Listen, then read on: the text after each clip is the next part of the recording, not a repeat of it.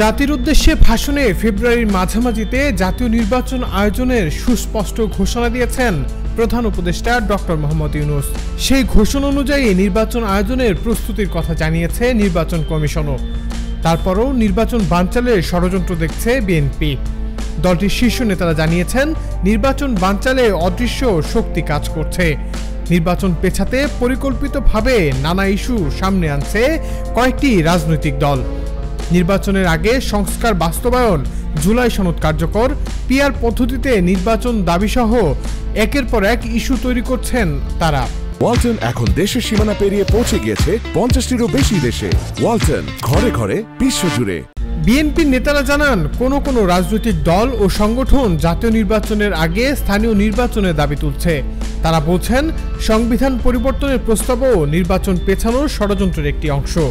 পার্শ্ববর্তী একটি দেশও বাংলাদেশে নির্বাচন সহ নানা বিষয়ে প্রতিবন্ধকতা সৃষ্টি করছে বলে মনে করেন নেতারা।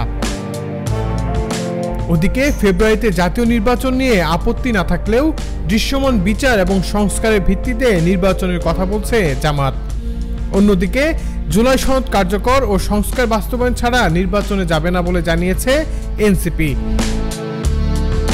এসব কারণ নির্বাচন বিলম্ব করার ষড়যন্ত্র হিসেবে দেখছে বিএনপি। এছাড়া পতিত আওয়ামী লীগ সরকার এবং তাদের দোসররাও নির্বাচনের বানচালে ষড়যন্ত্র করছে বলেও মনে করছেন বিএনপি নেতারা।